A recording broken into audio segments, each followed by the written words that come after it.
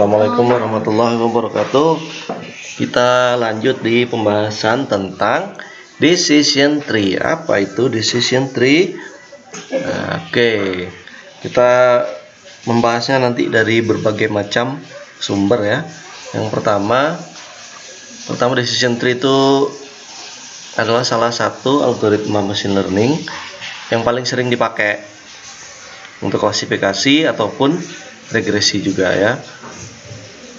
Kinerjanya itu cukup kompetitif dibandingin dengan metode yang lain dan sangat efisien juga. Model yang dihasilkan dari decision tree ini berupa pohon. Nah, sebelumnya di algoritma yang machine learning, supervised machine learning yang kemarin yang klasifikasi, kita kan modelnya untuk naive Bayes modelnya tidak begitu nampak. Kemudian untuk KNN modelnya berupa sekelompok-kelompok dalam lingkaran gitu ya. Kalau kelompok-kelompok yang dibatasi oleh daerah yang berupa lingkaran. Nah, kalau untuk ini itu bentuknya adalah pohon. Bayangan Anda mungkin modelnya ini mirip dengan hierarchical clustering ya. Kalau hierarchical clustering kan tidak menggunakan label, tapi kalau di decision tree sudah pakai label. Nah, algoritmanya untuk di decision tree itu ada banyak sebenarnya, tidak hanya 3 ya. Ada banyak sebenarnya. Yang paling sering dipahami orang itu ada ID3, ada C45, keduanya ini untuk klasifikasi, kemudian ada CART, Chart Classification and Regression Tree, dan banyak lagi algoritma yang lain. Kalau di WK Anda tidak akan menemui ini, namanya mungkin akan berbeda, J berapa gitu namanya. Oke. Nah, dari sini asalnya, karena kita bicara tentang machine learning, maka asal dari machine learning itu adalah datasetnya. Ini kita punya contoh weather dataset seperti ini ya. Ini adalah labelnya, kemudian ini adalah bagian atributnya, ini adalah untuk label kelasnya. Ini biner, kelas biner, kemudian atributnya berupa nominal ya. Maka modelnya itu akan menjadi seperti pohon begini, dimana nanti bentuknya seperti ini. Yang paling atas itu adalah kita sebut sebagai root node. Kemudian yang menghubungkan ada di bawahnya itu adalah decision node. Ini decision node yang warna oranye. Sedangkan yang paling ujung dari pohon ini, model pohon ini adalah leaf nodes, keputusan terakhir. Leaf nodes itu keputusan yang terakhir, yes atau no play-nya. Sedangkan yang menghubungkan antara tiap node, entah itu root node dengan decision atau decision dengan decision, itu kita sebut sebagai decision condition. Kondisinya ya, kondisi yang menentukan. Kalau jadi seandainya kita menelusurinya, misalnya jika weathernya adalah sunny, maka nanti ada pengecekan berikutnya. Jika weather sunny, maka cek dulu windnya apakah weak atau strong. Kalau weak berarti kalau windnya itu lemah, weak, maka play aja, gitu kan logikanya. Sedangkan kalau misalnya weathernya itu overcast itu cerah ya, maka otomatis main, itu kan play aja, dan seterusnya.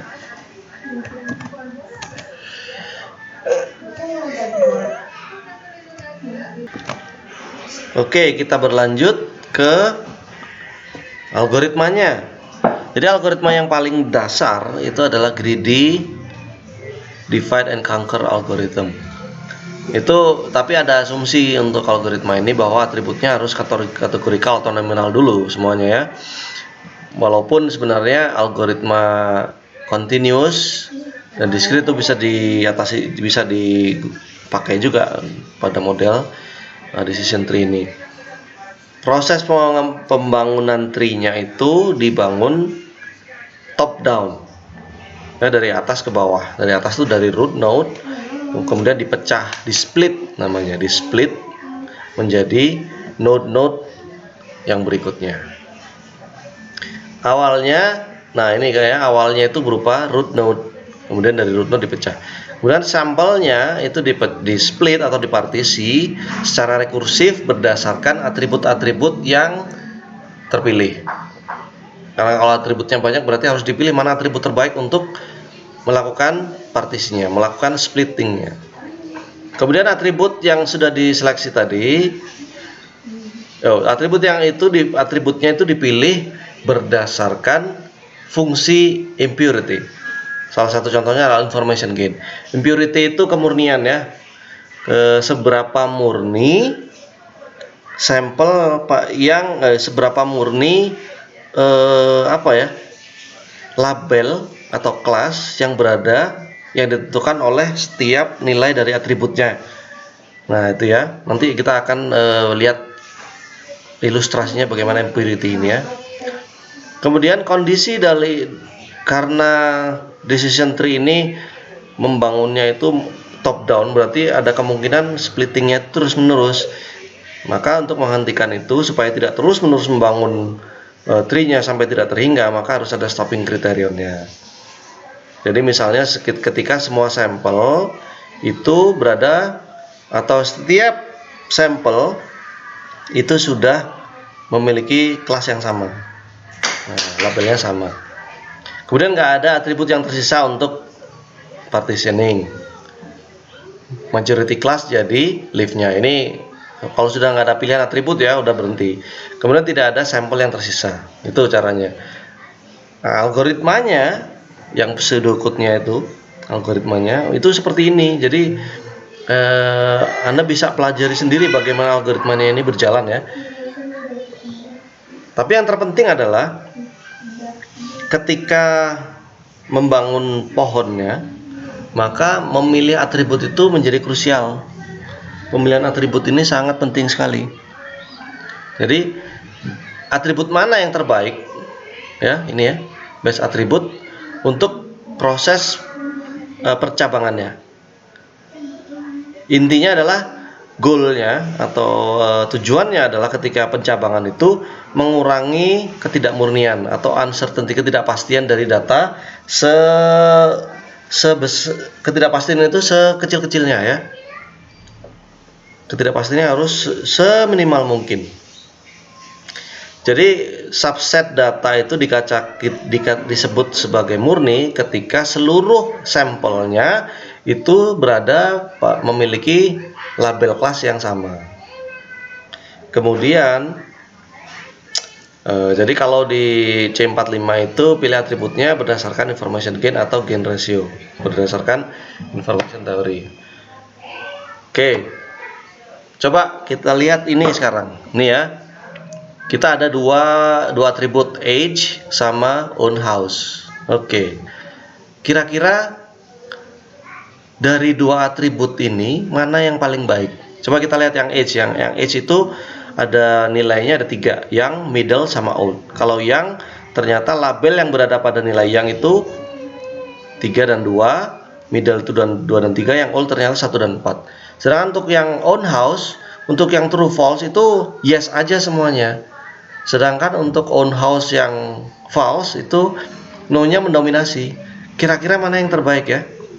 Kalau menurut saya dari sini kita bisa lihat bahwa yang paling murni, yang paling cenderung terhadap satu kelas atau paling murni itu adalah B. Jadi B itu relatif lebih bagus daripada yang A ini ya. Jadi B ini adalah cenderung lebih dipilih untuk proses percabangannya. Kenapa? Nah, kita lihat sekarang. Jadi intinya kita membangun pohon, model pohonnya itu adalah bagaimana menentukan test condition atau rules-nya, percabangan intinya itu ya.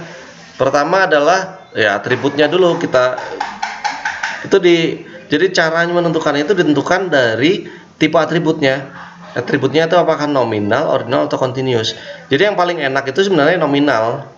Nominal ini kategorikal. Paling gampang karena nilainya tidak terlalu banyak. Ordinal oke, asalkan nilainya sedikit. Nah, yang continuous tentunya cara menghandle-nya berbeda nanti. Kemudian faktor yang menentukan untuk memilih untuk menentukan kondisi test conditionnya adalah jumlah percabangannya, jenis percabangan. Apakah biner? Biner ini percabangannya jadi begini, dua gini, atau yang multi value. Kalau multi value ya tergantung dari value-nya. Kalau value-nya ada 3 ya dia cabangnya juga 3 gini. Nah, kalau cabangnya ada 10 ya jadi 10. Nah, banyak sekali. Sangat tentang itu. Nah, untuk mengatasi beberapa faktor ini maka ada beberapa pendekatan. Ini misalnya untuk yang atribut nominal. Maka kalau percabangannya adalah multi value, maka ya dia akan berdasarkan nilai-nilainya. Misalnya atribut car type ini dia punya nilai family, sport, sama luxury. Ya udah, percabangannya mengikuti value yang dimiliki oleh atribut itu. Sedangkan untuk yang biner ini tidak mengikuti value atau nilai yang dimiliki oleh atribut itu, tapi mengikuti dari pokoknya jadi dua aja. Jadi atribut ini dipisah dari dua. Misalnya tadi atribut car type itu ya, car type-nya bisa diubah menjadi satu sisi adalah family, yang ini, satu sisi adalah jika nilai car type-nya adalah sports atau luxury. Nah, jadi kan biner. Atau pilihan yang lain adalah car type-nya satunya sport, satunya family atau luxury. Oke, itu yang nominal. Kemudian kalau ordinal ini tentunya atribut ordinal itu sifatnya nilai-nilai yang bisa diurutkan ya. Jadi kalau multi value ya mengikuti jumlahnya nilai ordinalnya. Tapi kalau biner ya dijadikan dua. Cuman kalau dari atribut size ini ya, kalau multi value berarti ada misalnya small, medium, sama large. Ketika di biner maka size-nya adalah satu sisi adalah nilainya large, satu sisi adalah kalau bernilai small atau medium. Pilihan lain alternatifnya adalah satu sisi bernilai small, satu sisi bernilai medium atau large. Cuman yang ini yang agak aneh nih. Kalau size-nya satunya medium, sedangkan sisi lain adalah small atau large. Is it possible? Anda cari sendiri ya. Oke, kemudian kalau, nah ini yang menarik nih. Kalau atributnya bernilai continuous itu angka ya, maka pendekatannya adalah dengan menggunakan diskritisasi supaya membentuk ordinal kategorikal atribut. Saya diskrit ini sebenarnya membagi nilai-nilai tadi itu menjadi rentang-rentang tertentu aja ya, diskritisasi itu ya. Dan si rentang satu dengan yang lain itu sama ukurannya.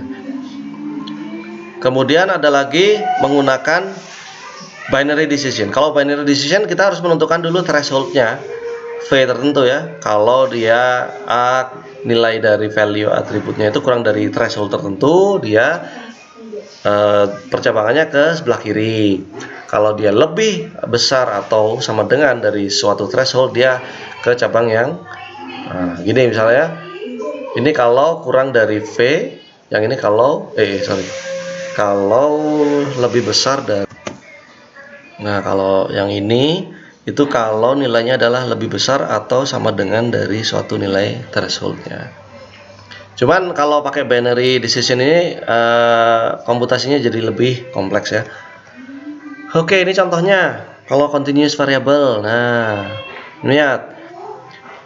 Kalau pendapatannya lebih besar dari 80.000 maka yes atau no gitu aja. Ini contoh yang binary split. Kalau multi value split ya Anda harus membuat diskritisasi tadi. Kurang dari 10, antara 10 sampai 25. Ya ini kurang dari 10 sampai 25, kemudian 25 sampai 50, 50 sampai 80, kemudian lebih besar dari 80. Atau diskritisasi ini bisa kita sebut sebagai binding juga ya. Ada istilah lainnya adalah binding. Kemudian ada beberapa pendekatan juga untuk menghitung impurity dari setiap node-nya. atributnya ini nih, hitung atributnya ya. Ada entropi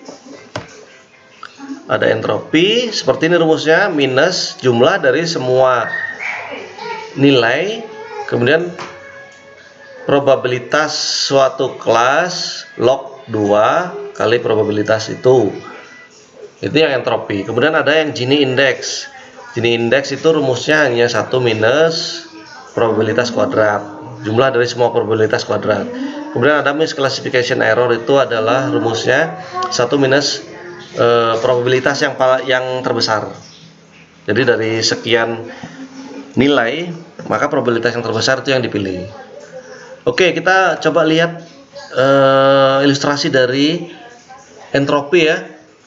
Untuk yang paling kompleks ya, yang paling umum dipakai entropi ini, rumusnya seperti ini. Maka impurity dengan menggunakan entropi itu nilainya adalah antara 0 sampai 1. 0 ini menyatakan bahwa dia sangat murni, sedangkan 1 itu adalah tidak murni. Tidak murni artinya adalah maksimum ya, maksimum tidak murninya itu ketika antara semua nilai yang dimiliki pada atribut itu probabilitasnya adalah sama.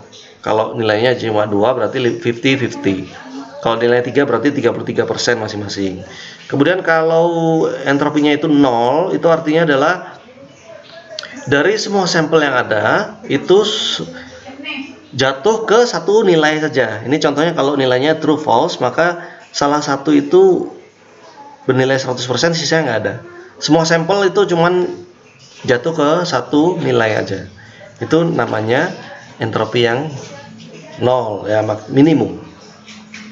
Kemudian nah itu tadi ya, probabilitas, entropi, ketidakmurniannya. Oke.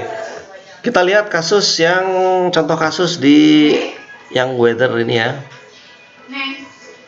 Weather kalau wind dan weather main apa enggak gitu kan. Nah, ini atributnya ada di sini. Atributnya semuanya, yang ini adalah label. Yang ini atribut. Oke. Jadi dari dataset ini kita apa yang harus dilakukan? Ya, pertama adalah kita harus menghitung entropi dari kelas dulu. Entropi dari label atau kelasnya dulu ya.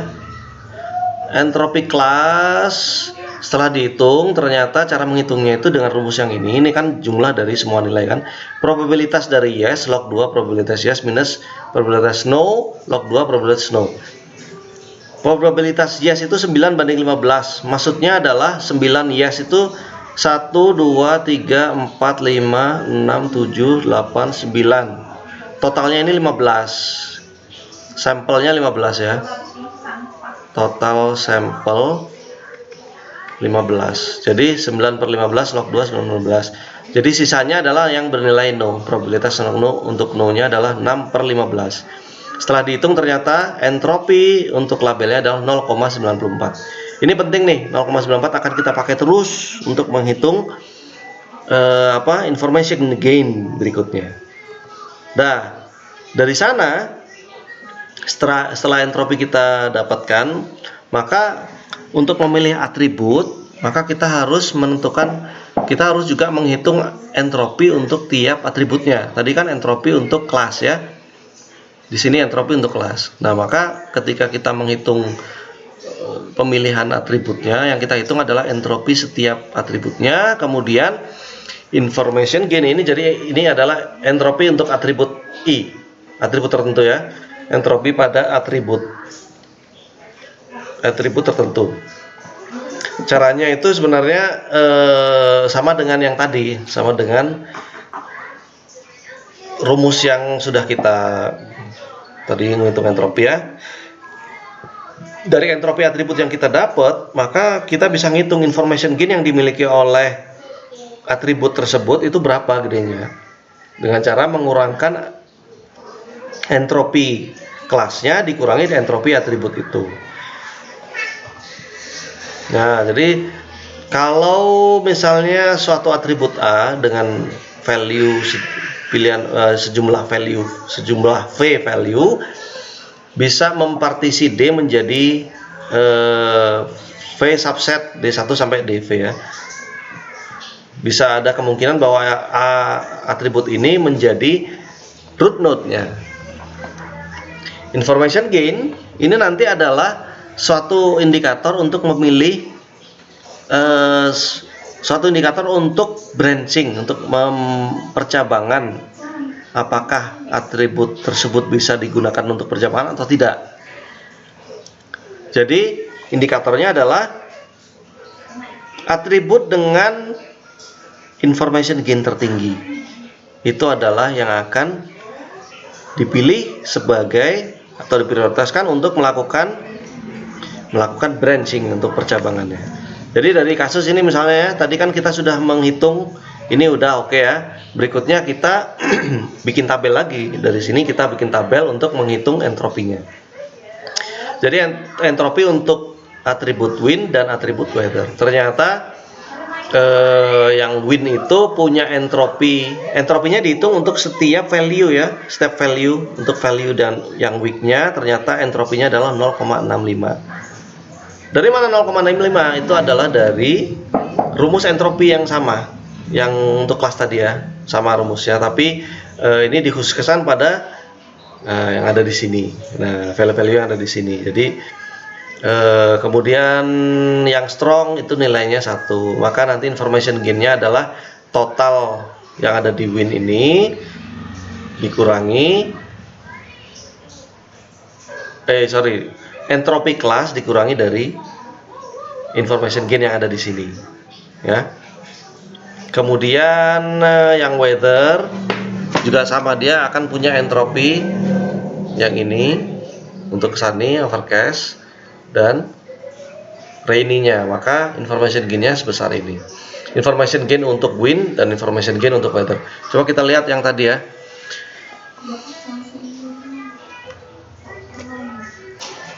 Jadi kita beralih ke sini aja ya, ke tabelnya aja. Jadi tadi ada penyesuaian sedikit.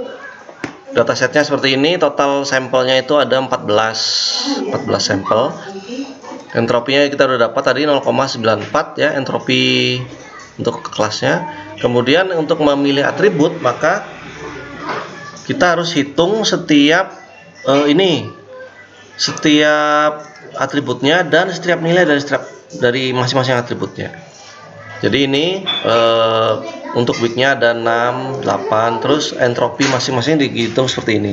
Sedangkan untuk menghitung gain pada win-nya, information gain untuk win-nya, itu rumusnya adalah seperti ini ya. Jadi entropi total dikurangi dari perbanding probabilitas dari nilai yang weak. Probabilitas nilai weak itu kan 6/14 ya, probabilitas nilai weak H21 ini kan. Nah, probabilitas dari nilai weak D21 per D19 kali H21 kali entropinya.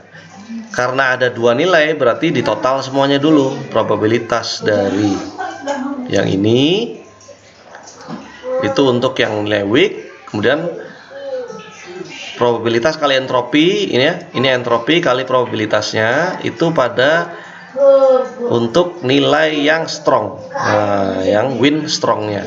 Maka hasilnya adalah information gain untuk win adalah 0,09. Begitu pula untuk yang weather. Jadi weather itu ini kan di sini ya. Nah, weather. Maka karena nilai weather ada 3, maka masing-masing itu kita hitung dulu kemunculannya untuk memudahkan perhitungannya.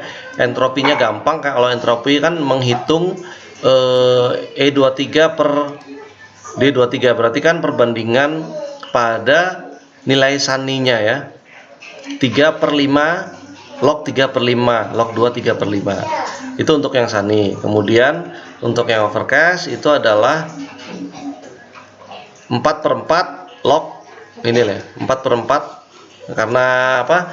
Karena dia intinya kalau ada salah satu atribut yang nilainya cenderung ke satu kelas, maka nilainya selalu 0. Kemudian ini Kalau ini adalah untuk yang Rainy, maka Rainy adalah E25 di sini per probabilitas ini yang untuk yang yes-nya 2/5 log 2 2/5 ditambahkan dengan 3/5 yang ini ya. Nah, 3/5 log 3/5 log 2 3/5, maka hasilnya seperti ini. Kemudian hasil akhirnya information gain untuk weathernya adalah information gain utama, entropi utama yang ini. Nah, 0,94 nya dikurangi information gain untuk information gain keseluruhan adalah, kalau kita balik ya. Nah, jadi untuk menghitungnya, untuk entropi keseluruhan itu entropi utama dikurangi total dari seluruh entropi ini ya. Ini kan entropinya yang masing-masing nilainya H23, H24 sama H25. Dan masing-masing entropi dikalikan dengan probabilitas terhadap sampelnya. Di 23 per 14. Ini jadi 5/14, kemudian yang ini adalah 4/14, kemudian yang ini adalah 5/14. Gitu akhir, maka hasilnya adalah 0,25. Nah, dari sini, dari information gain, perbandingan informasi gain antara wind dan weather, kita bisa lihat bahwa wind itu nilainya 0,9 dan weather adalah yang 0,25. Maka yang dipilih ada yang paling besar nilainya ya. Information gain yang terbesarlah yang dipilih untuk sebagai node untuk percabangannya. Maka nanti percabangannya akan berubah menjadi seperti ini. Nah, begini ya. Sekarang weather itu node utamanya. Nah, node utamanya weather. Kemudian percabangannya adalah kalau nilainya sunny, overcast atau rainy. Nah, kita lihat ya. Yang perlu kita perhatikan dulu, kalau nilainya overcast itu kan otomatis yes. Kenapa yes? Karena di sini yang overcast itu kan dia cenderung ke satu sampel aja, ke satu label, yaitu play-nya yes. Ya otomatis dia leaf node-nya adalah yes. Sedangkan untuk yang sunny sama rainy itu masih belum ditentukan apakah langsung bisa ke leaf nodes atau enggak. Ternyata kita filter aja ya. Kalau sunny berarti kan tinggal difilter aja datasetnya supaya weathernya itu sunny semua, maka nanti wind-nya itu seperti ini. Anda bisa lihat bagian yang wind untuk di yang sunny di sini bisa